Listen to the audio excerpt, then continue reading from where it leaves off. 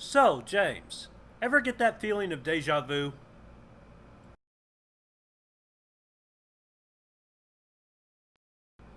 Hello again, everyone. I'm Dan the Man, and I have sinus problems. So if I sound a little funny, that's why. But the show must go on, so on to my Big Brother review. Okay, I'm going to get this out of the way first. James should have thrown the damn HOH competition. He was intent on staying and potentially putting a target on his back to keep Natalie from going up as a pawn, but once it came to him, Day, and Bridget, that was not an issue. Day was almost surely not going to put up Natalie and betray James, especially between her being so intent to both get Frank out and to target the four members of the two-core showmances. And Bridget wasn't going to put up Natalie as a pawn given how close they were, so there was no reason for him to stay and win. He should have just dropped, let Devon, Bridget, and Frank go round and round and round and cause all kinds of chaos while he laid low. Instead, he went so far as to make a promise he was not going to be able to keep to ensure he won it. And as a result, he went from no one gunning for him to making an enemy of Bridget and Frank, the former of whom is still in the house and is always a real possibility to win HOH as she is a competition threat. Now, given the choices he had, James probably had little choice but to go back on his word. If he put up Victor instead, he might not have upset the rest of the house as much, but he still would have had to break his word to one of the Frank-Bridget pair and piss both of them off anyway, plus Victor, or else piss off the rest of the house, putting someone up next to Victor so he could keep his promise. And if he jumped ship and put up two of the majority who was not Frank, Victor, or Bridget, he would have pissed off the entire rest of the house. So he ultimately was faced with the option of pissing two people off, pissing three people off, or pissed off the whole house. So of those choices, he probably played it best. Some would argue he should have split from Polly and his minions and tried to start something. It would have been riskier, but the rewards would have been greater and improved his chances of winning, which are not good if he sticks with who he is working with now. But James wanted the least blood on his hands, so Frank and Bridget were probably that option. Although the actual least amount of blood on his hands would have been to throw the comp and piss no one off, which is why he should have thrown it. Although some of the blame for this should go on Frank and Bridget for trusting him in the first place.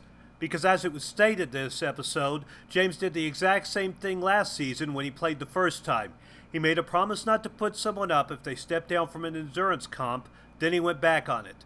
The difference was that last time Shelley stabbed him in the back already, so he and the fans could rationalize it. But this time he simply broke his word to two people who never did anything to him and were trying to work with him. When he did this last season, it started a chain of events that led to his entire alliance being picked off one after the other before he was alone and voted out himself. Time will tell how it works out this time. Unlike last time, he pissed off two people instead of blindsiding half the house with his decision, so the odds of surviving this are a lot better. But if Bridget wins HOH and puts him on the block on down the line and he goes home, it will be on James because Bridget never would have thought of putting him up before this. Which brings me to something I meant to talk about but not had a chance. If there was ever a week it deserved mentioning, it's this one. And that is the returnees and how they are consistently making the exact same mistakes they made last year to the point this season feels like a rerun at times. A lot of fans came in with the theory these people would learn from their mistakes, having a second chance at winning, adapt their game, and kick ass. I never did, and because this is my YouTube channel, I'm going to take the moment to brag that I was right. Last season, James lost his focus over a pretty girl who friend-zoned him. This season, James has an arguably prettier girl who is actually returning his feelings, so it's come as no surprise he lost his focus once again. Nicole came in mentioning how she suffered by falling for a guy last time, but the second Corey took off his shirt and paid attention to her, she completely abandoned all reason and has let him distract her the same way that she let a guy distract her last time. Devon is as bitchy as ever, and while she has lasted a lot longer than last time, she's also on a lot of radars due to her inability to censor herself and not cause problems. And Frank? Still a bumbling doofus who thinks he's a super player, but in reality never has an actual clue what the hell is going on, but continues to be saved by being on the good side of the twist. It caught up with him last time, it caught up with him even sooner this time. He also lost after failing to win the OTEV competition last time also. Hey Frank, ever get that feeling of deja vu? In some cases, they're repeating their mistakes all over again, as bad in more ways than one. Nicole and James were fan favorites last time, but are losing fans with their behavior, as Nicole has become clingy and catty. A lot assumed because James was loyal to a fault to Meg that he was loyal and trustworthy player that he was claiming to be. But it's now clear he is loyal and trustworthy only if he wants to get in your pants and will tell anyone anything with no intention of keeping his word if it becomes inconvenient for him to do so. Frankly, Devon was a bitch last time, but because she was gone early and won over fans on Reddit or something, I actually don't know what she did, but it got her a big fan base. But a lot of fans, with more time to see Devon's childish, crybaby, nasty attitude and big mouth, has realized she wasn't what they thought she was last time. And believe me, that reduced fan support is important to them, especially to James. It probably shouldn't be, but a lot of fans underestimate how much stock BB players put in their fandom that they build while they're on Big Brother. Fans think because it's just a game that there's some ability these people have to adapt their personality as needed to change their fates. But few people can slip on a new personality, especially for 3 months.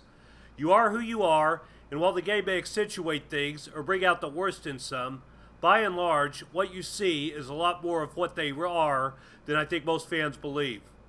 If future BB players get put in with returning players, they need to take note of how they were before and assume they'll do the same things a second time, because odds are almost always assured they'll play the same way when coming back in. But enough of that rant. Was Frank the right choice? Most likely, yes.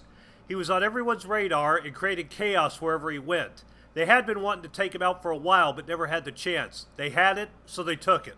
Some would argue Bridget was doing better at comps, so might be a slightly better candidate to win the next head of household, and that's probably true.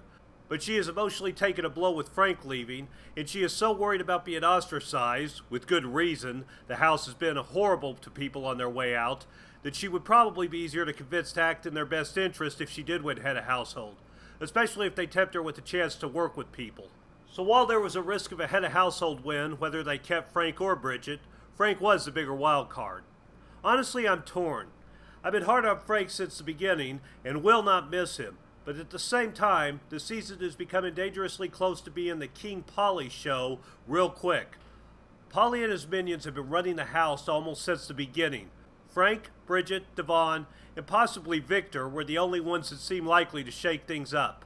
But even then, Devon can't ever win anything. Bridget is emotionally checking out with Frank gone, and it's far from a given Victor would not fall in with the majority rather than make waves. So Frank was the best chance to shake things up and keep this from turning into another season 16 with one person running the house and choosing who goes home, but with everyone being much meaner in the process this time. That's not a show I wanted to see, so strangely I was rooting for Frank this week. And while I'm actually saying nice things about Frank, I will admit he was seen on multiple occasions trying to get the guys to promise not to let Bridget get picked on once he's gone. There was talk he was just using her, but I think he genuinely did see Bridget as a friend and regrets he took her down with him. Frank's a horrible player, but at heart he seems like he's mostly a decent guy. Someone whose personality would not be easy for many people to get along with, but probably, at the end of the day, a good guy. But man, does he suck at Big Brother, and man, do the editors hide how inept he is. Frank, you suck at Big Brother, so sorry you couldn't have made things more interesting before going, but I won't be losing any sleep over it. So on to the head of household competition. The show went off before the winner was crowned, but thanks to the live feeds I got the scoop. This is spoilers, so if you don't want to know, leave now. I mean it, leave now. Last chance. Paul won head of household. I think I died and went to BB hell. Paul is going to be insufferable this week. Paul is there for one reason, and it has nothing to do with winning money. He's there to hog the cameras so he can ensure a spot in meet and greets, get more Twitter followers, and be asked to come back next time. With him at head of household, he's going to feel he has center stage, and he's going to drive many people up the wall. And I'll be the first one up there. I can promise you that. So who will Paul put up? Well, the obvious assumption is that Paul will put up Bridget, and he'll likely be a huge dick while he's doing it. Although it might not be as clear-cut as we think this week, even if Bridget doesn't win the veto. Nicole has been exposed for his shady behavior. Not much of it has been shown on the actual show, but the house knows about her multiple dealings with Frank and wants her gone. I don't think anyone will buy Paul being the one to get the blood on his hands, and Paulie should be able to get what he wants if he decides that needs to happen. Especially if they entice Paul with how much screen time a huge move will get him. So there's a good chance, despite it seeming like Bridget's time to go, Nicole will be the one to walk out of the door come Thursday. Of course, with this stupid envelope twist, it may not matter because she might come right back in and make the whole week void, which is why I hate that twist, by the way. Every week there's a big chance that the person's going to come back in, and what we watched the previous week was a waste of our time. But my guess is they're not going to have the balls to put up Nicole right away, and will come up with a backdoor plan. In actuality, if they want Nicole gone, they should probably just put her and Corey both up. Corey's going to get mad at them anyway, and that's less chance of him winning the veto and mucking everything up. But I don't think that's going to happen, and my guess is Paul will put up Bridget, with Nicole as a possible backdoor. Not sure who will go up next to Bridget, but given that Paul will most likely not put up Victor, and Paulie won't let Paul put him and Zakay up even as pawns. So given the limited options, I'll say he'll put up Bridget and Michelle, with Michelle as a pawn, and Nicole as a likely backdoor possibility. So hang in there, Bridget. All isn't lost. She may still win the veto, or may survive after they backdoor Nicole. And with all the hell that could let loose, she might not be as much of a dead woman walking as she probably thinks she is right now. Thanks for watching. I'm Dan the Man, and I'll see you next week.